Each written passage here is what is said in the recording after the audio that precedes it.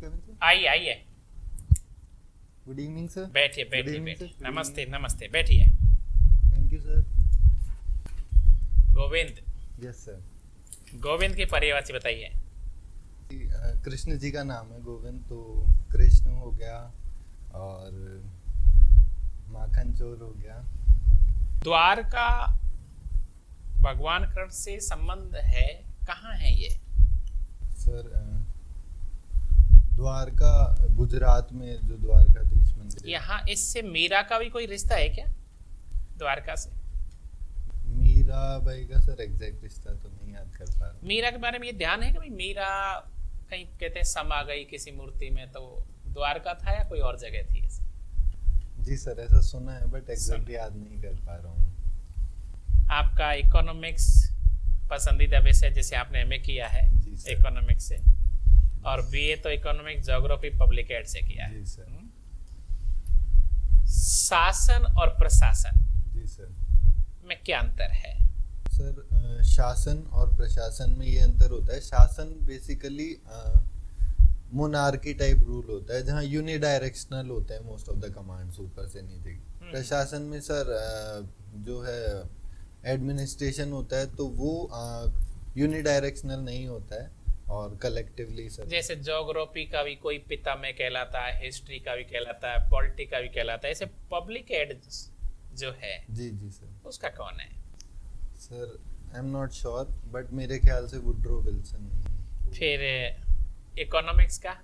Economics के sir Adam Smith को। Adam Smith की कोई प्रसिद्ध बुक्स का नाम बताओ। सर एडम स्मिथ की जो वेल्थ ऑफ नेशंस करके वेल्थ book है। Of nation. जी सर। क्या लिखा हुआ है इस वेल्थ ऑफ नेशन विशेषकर? वेल्थ ऑफ नेशंस बुक है, उसमें एडम स्मिथ बात करते हैं कि किस तरीके से उन्होंने फर्स्टली इकोनॉमिक्स को डिफाइन किया है।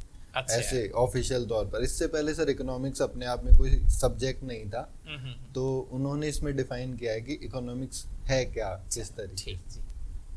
कोई दो महिलाएं जी मैम। जिन्हें आपके जीवन पर प्रभाव डाला हो पर आपके परिवार से नहीं, जी मैम। बताइए। एक तो मैम साइना नेहवाल। किस प्रकार? मैम उनका जो डेडिकेशन है वो मुझे बहुत ज़्यादा प्रभावित करता है। मतलब एक सामान्य परिवार से होते हुए भी उन यहाँ तक है था कि उनके पिताजी शुरू में उनके लिए जो बैडमिंटन खेलने के लिए जो वो कॉक होती है वो तक अफोर्ड नहीं कर पाते थे, बट फिर भी उन्होंने आपने उनसे कुछ ऑप्ट किया? जी मैम। क्या? मतलब जीवन में कुछ भी आप करो तो वो उत्कृष्ट लेवल पर ही आपको और सोच second? सेकंड मैम जो ये आईपीएस ऑफिसर थी मैम। ये कौन? कोई नहीं, बताइए आराम से। बताइए आराम जी से। मैम। जो उपराज्यपाल भी रही थी मैम, नाम किरण रिकॉल नहीं, किरण बेदी मैम। चल, ठीक है। एक महिला सशक्तिकरण के लिए क्या करना चाहेंगे? अगर एसडीएम बनते हैं तो महिला सशक्तिकरण के लिए क्या करना चाहेंगे? Ma'am first and the foremost thing जो मुझे लगता है कि एजुकेशन सबसे बड़ी चीज़ है। जैसे ही एक महिला शिक्षित होती है तो वो ऐसा कहते हैं मतलब बड़े लोग कि आगे और पीछे वाली 7 पीढ़ी। डू यू रियली नीड कि अभी और महिला को सशक्तिकरण करने की जरूरत है, या महिलाएं अब पूरी तरह सशक्त हो चुकी हैं, अब इसकी जरूरत नहीं है, वो बराबरी पर आ चुकी हैं?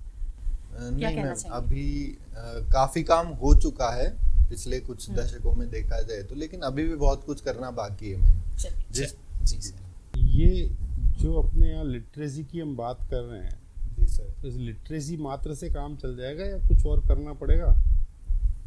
सर विमेन एम्पावरमेंट के लिए in general? In general sir in general करना पड़ेगा सर। एजुकेशन से नो डाउट काफी कुछ तो इम्प्रूव। साक्षरता और शिक्षा में क्या फर्क है? Yes sir. सर साक्षरता तो बेसिकली जो आपको बेसिक न्यूमरेसी वगैरह आती है उसके ऊपर बेस्ड आपको देखा जाता है, लेकिन शिक्षा में सर काफ़ी कुछ और भी होता है, जैसे हायर एजुकेशन भी हो गई, आपकी पर्सनैलिटी भी हो गई और उस तरीके से। अभी का जो एजुकेशन सिस्टम है, यस सर। हम ये कहते हैं मैकाले की जो शिक्षा पद्धति थी उस पर चल रहा है। जी सर। तो हमारा जो पहले का सिस्टम था यस सर। उसमें और इस मैकाले की शिक्षा पद्धति में क्या फर्क आया? जो गुरुकुल पद्धति हुआ करती थी हमारी, उसमें और इस मैकाले की पद्धति में कोई अंतर आया या ये बेटर है उससे? सर उसमें और इसमें कुछ कुछ अंतर ऐसे देखे जा सकते हैं, जैसे गुरुकुल पद्धति में जो स्टूडेंट्स होते थे वो सर शिक्षक के वहीं गुरुकुल में ही रहते थे, तो परिवार से अलग रहने की वजह से काफ़ी इधर उधर डिस्ट्रैक्शन सर कम रहते थे, तो उस वजह से ज़्यादा कंसंट्रेट कर पाते। कोई विषयों का भी भेद था क्या? सर हाँ, विषयों का भेद था ना सर। ये मैकॉले की एजुकेशन पद्धति के बाद सर कुछ कुछ जो वेस्टर्न सब्जेक्ट्स थे वो इंक्लूड किए गए थे, और हाई मतलब स्कूलिंग के बाद में हायर एजुकेशन में आप इंग्लिश में भी उनको पढ़ सकते थे उस तरीके से था। मेक इन इंडिया मिशन सुना है आपने? जी मैम। क्या है ये? मेक इन इंडिया मिशन का मतलब मैम मोटो ये है कि इंडिया में ज़्यादा से ज़्यादा प्रोडक्शन करना, जो भी चीज़ें हम इंपोर्ट कर रहे हैं वो भी, और एक्सपोर्ट करने के लिए भी मैम इंडिया में प्रोडक्शन करना। ये अभी इंडिया में इतना ज़्यादा सफल क्यों नहीं हो पाया? ये मैम इतना ज़्यादा सफल तो हुआ मैम, ऐसा नहीं कह सकते कि सफल नहीं हुआ है। फिर आत्मनिर्भर भारत लाने की क्या ज़रूरत थी?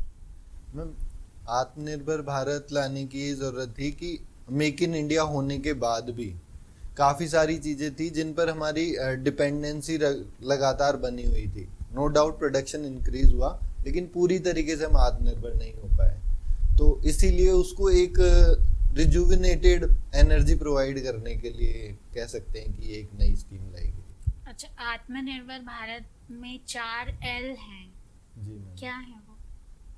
मैम वो एग्जैक्टली अभी मैं याद नहीं कर पा रहा हूँ। अच्छा, अपने राजस्थान के पर्यटन का लोगो वाक्य क्या है? पधारो हमारे देश, जो बीच में चेंज करके किया गया था जाने क्या दिख जाए, लेकिन फिर वापस मैम वो पधारो हमारे देश करते। कृष्णा सर्किट के बारे में सुना है?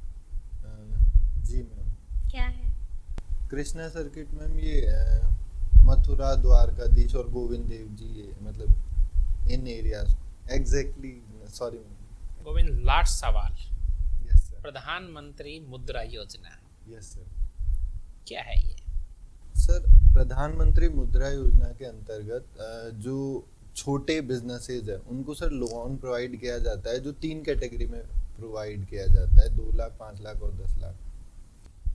चलो, थैंक यू वेरी